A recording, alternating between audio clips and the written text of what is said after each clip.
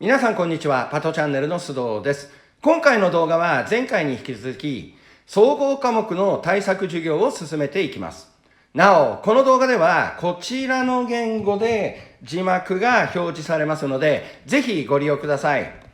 ただ、日本語の字幕を作って、それを AI で自動翻訳したものですので、表現が間違っていたり、おかしかったりするかもしれませんが、単語単語は参考になると思いますので、ところどころわからない言葉が出てきたら、字幕を確認するようにしましょう。また、1回目は字幕付きで動画を見て、2回目以降は字幕なしで挑戦してみる。なんてのも日本語の勉強になって良いかと思いますので、いろいろな方法を試してみてください。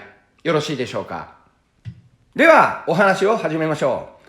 今回は、現代の政治分野の民主政治の原理思想に、国家間の変遷のお話をしていきたいと思います。2、国家間の変遷。変遷。早速難しい単語が出てきましたね。日本の人でしたら変遷の変と聞いてなんとなく変わっていくことだと認識するのですが、皆さんはいかがでしょうか。よろしければ AI 翻訳の字幕をご覧ください。今お話ししている民主政治の原理思想は、日本は欧米、ヨーロッパ、要は西洋から学びました。ですので、最初に西洋における国家の歴史的分類をお話ししたいと思います。歴史的分類ということで、まずは歴史区分についてお話ししましょう。この歴史区分というのは、おそらくどこの国でも学ぶことだと思いますが、ここではですね、何度も言っている通り、日本語の学習のつもりで聞いてください。歴史区分です。はい、こちら。歴史区分の区切り方は様々ですが、ここでは社会の仕組みに基づく歴史区分です。古代、中世、近世、近代、現代。ここで注意が必要ですが、この歴史区分は社会の仕組みに基づく歴史区分です。ですので、その社会制度がいつ頃成立したのかは国によって違います。例えば、中世ですね。ヨーロッパの歴史、いわゆる西洋史では、中世は5世紀から15世紀にあたります。それに対して日本の歴史、日本史では、中世の社会制度が成立したのは11世紀後半から16世紀後半と言われています。もちろん仕組みは似ているんですが、内容は全く違うので、興味があったらここら辺詳しく勉強してみてください。だからこの点はしっかりと注意しておきましょう。この歴史区分は決して世界共通ではないということです。そしてこれに西洋史での国家間、国家制度を当てはめると、このようになってます。皆さんの国でも多分勉強すると思うので、日本語ですね。日本語の勉強だと思ってください。はい、まず、古代、奴隷制国家。中世、封建制国家。近世、絶対主義国家。近代は2つありまして、資本主義国家。そして、社会主義国家。で、最後、現代。現代は現代の国家となっています。いかがでしょうか。字幕はちゃんと、翻訳でAI さん頑張ってください。よろしいでしょうか。はい。今回は国家間の変遷ということで、近世の絶対主義国家までお話ししていきます。まずは古代です。古代ヨーロッパ、ギリシャ、ローマ時代です。古代の国家は奴隷制国家と言います。奴隷制国家。この時代、ヨーロッパでは地中海を中心にローマ帝国が栄えていました。そのローマ帝国はギリシャ文明を受け継ぎ繁栄していました。この帝国は奴隷制国家で国の基盤、労働力として奴隷たちが働かされていました。また、奴隷といっても様々な職業の奴隷たちがいて、ローマ市民たちを支えていました。ローマの歴史。ローマ帝国内でキリスト教が生まれます。このキリスト教は、初めのうちはローマ帝国から弾圧されますが、やがてローマ帝国の国教、国の宗教ですね。国教となり、その後、ローマ帝国は東ローマ帝国と西ローマ帝国に分裂してしまいます。その西ローマ帝国に東からやってきたゲルマン人たちが侵入し、西ローマ帝国が滅亡します。だいたいこの時までが西洋史の古代とされています。で、多分これも皆さんの国で勉強することだと思うんですが、最初の動画でもお話しした通り、日本語の勉強だと思ってですね、見てください。そして続きまして中世。中世ヨーロッパ。この時代、西ヨーロッパ世界にキリスト教世界が成立します。西ローマ帝国が滅びてしまい、その保護を失ったローマ教会は、新たに侵入してきたゲルマン人たちへ、アルプス山脈を越えて、ヨーロッパの森の中へ布教していきます。こうして西ヨーロッパにキリスト教が広まっていったのです。そのキリスト教が広まっていったキリスト教世界で、封建制国家が生まれます。封建制国家。まずあるところに君主、王様がいます。ね。ちょっと君主っていうといろんな日本があるんですけど、日本では一番偉い人のことを王様なんて呼んだりしますので、ここでは王様と表現します。その王様がいます。その下に諸侯たちがいます。その諸侯たちが領主として土地を領有し、その土地の人民を統治します。このような社会、政治制度が中世ヨーロッパに成立しました。この時代、最も価値があったのはお金よりも土地でした。土地を持っている人が一番強かった時代です。そこで諸侯、領主たちは土地を守るため、その土地を保証してくれる王様に忠誠を尽くしました。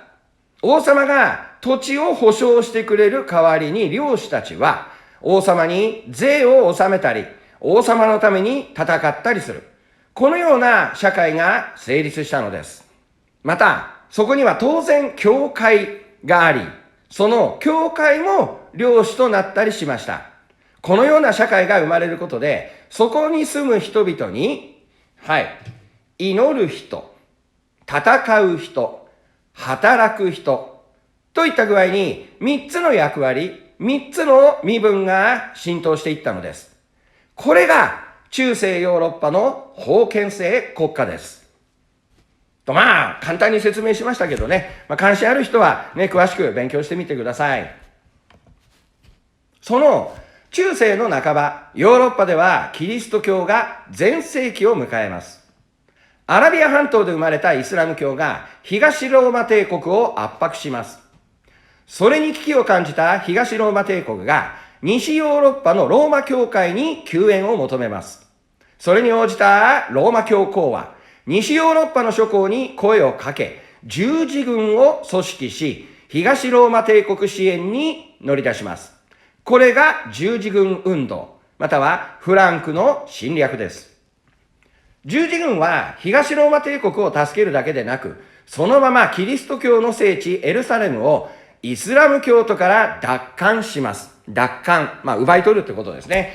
よかったら字幕見てください。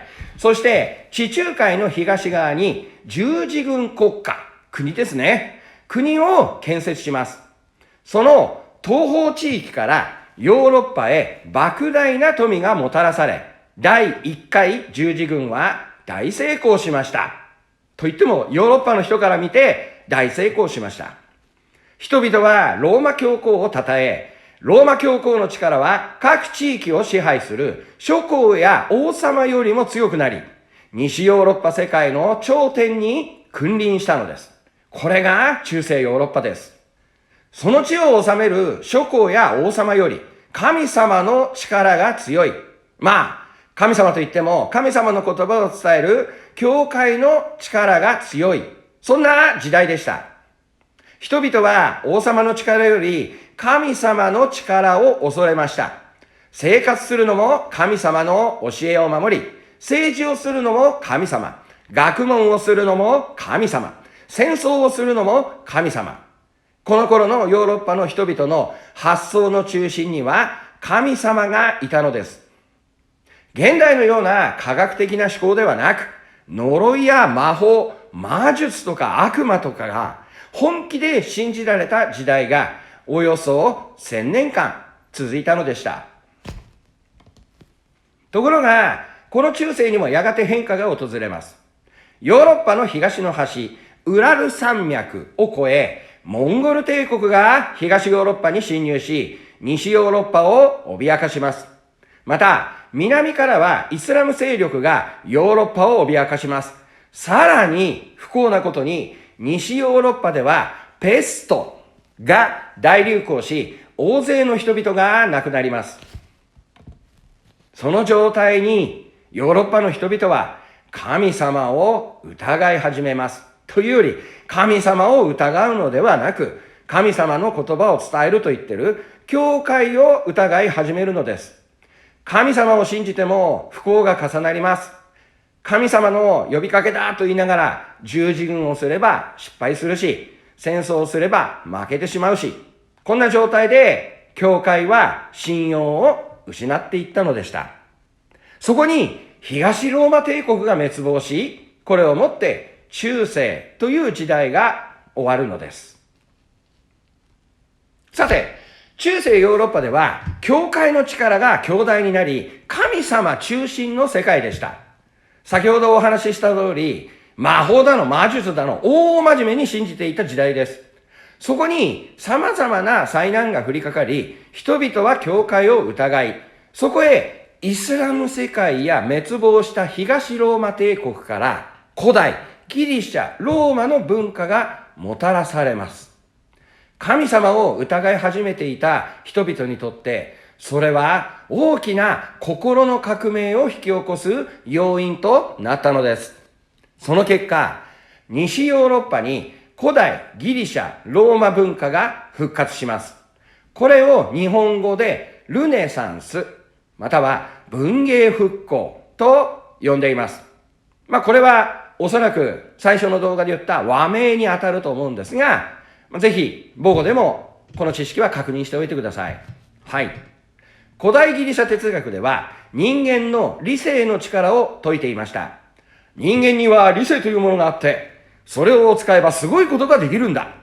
そんな思想の影響を受けた西ヨーロッパの人々は、理性を使い、自分たちの頭で物事を考えるようになったのです。これが科学の発展をもたらします。科学の発展により、それまで教会が教えていたことの矛盾が明らかになっていきます。また、神様のご意志に従って戦った十字軍失敗なども重なり、教会の権威は失墜してしまいます。